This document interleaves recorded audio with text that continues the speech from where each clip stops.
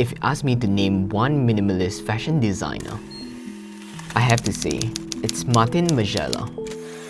Alright, before you change this video, thinking that you are not here for the fashion stuff, let me clarify that this person we are talking about today, he actually implemented a lot of minimalism philosophy in his work, and it's pretty unique at its time, which got me really interested about Margiela's history.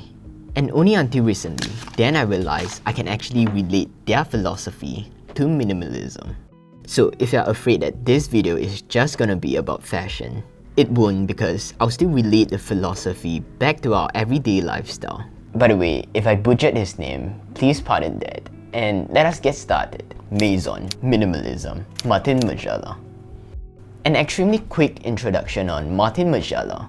Obviously, he's the man who started his own fashion house. Honestly, that's all we need to know because we are not here to talk about his clothes, his work, or his fashion. We will go straight ahead to his minimalism approach. And let's start with the first point. Everything white. Standardization. If you are someone who already knew Margiela's work, you know that the color white plays a vital role in a brand's philosophy. And how the fashion house perceived this is, white is neutral, just like a blank canvas, ready to be filled. And if I have to say, that's the color of minimalism, the absence of all colors. The brand fully utilized the color white. And if I want to explain that to you, I have to bring you back all the way to the beginning of everything, when the brand just started out. A period when the house had not much to spare to build their studio, so they have to collect furnitures from different places, stores, flea markets, and even from the streets. As we know, with furniture coming from different places, that comes with different styles. That makes the whole studio inconsistent and messy. But they came out with a good solution.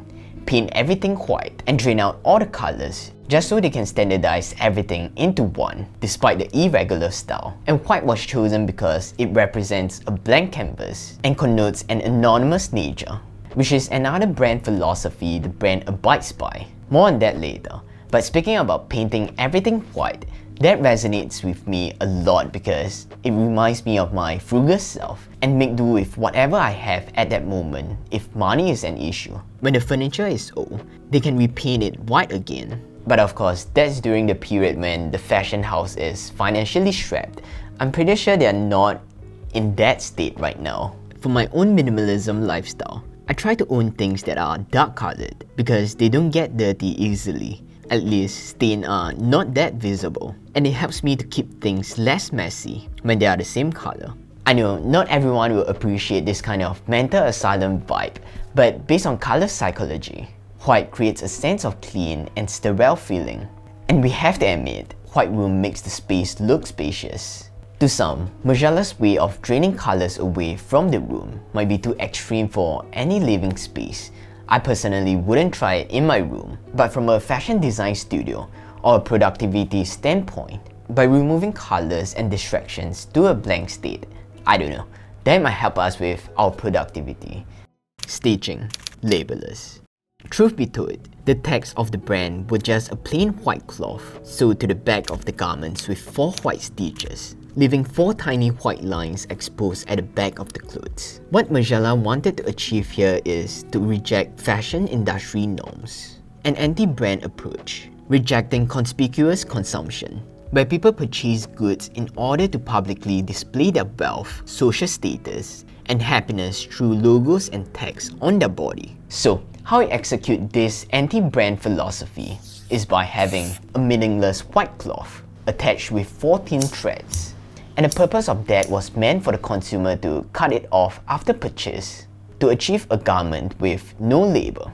Buying clothes for the clothes, not for the logos and labels. And after so many years, this can be seen in modern minimalist habits as well, removing labels and logos to achieve a visually distraction-free home, and not fall prey to what brands want us to see. I think that can be a good reminder for us not to consume or purchase something just because the social status it gives us. And I need to clarify, removing labels is not a rule or any sort. It's just a personal preference one chooses to live their life. Personally, logos and labels don't affect me, and it's almost impossible for us to avoid them in our life anyways.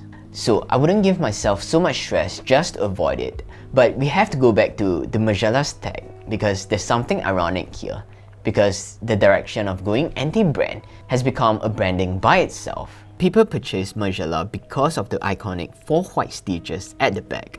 No one wants to pay a fortune for that just to remove the only sign of luxury. By the way, I wouldn't cut this Margiela shirt because it's not mine to begin with, so don't worry. But the black tee you saw earlier, I have to clarify, it's just a representation. They are not from Margiela. I just saw a random white cloth on my t-shirt just to show how it's supposed to be cut off.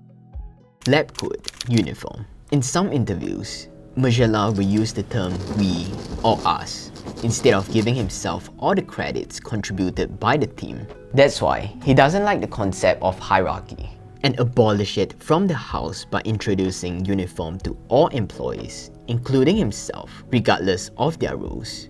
And their uniform is the iconic white lab coat. But when we introduce uniform into an individual context, there's no hierarchy for us to break. However, a minimalist uniform allows us to remove the need to dress based on our mood. It removes the need to make a decision on what to wear every day, and the fact that most of us only wear 20% of our clothes in our wardrobes. That shows that we actually don't need so many of them. And you can see that on minimalists like Matt DeVella, Leafy, and many other minimalists. They can wear the same type of outfit for years.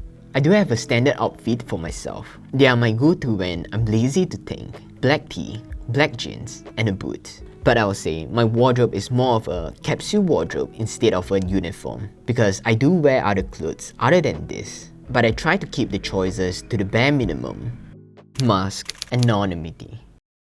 In a world where brands are searching for recognition and awareness from consumers. On the opposite end, Margiela wanted his brand to exist as anonymous as possible.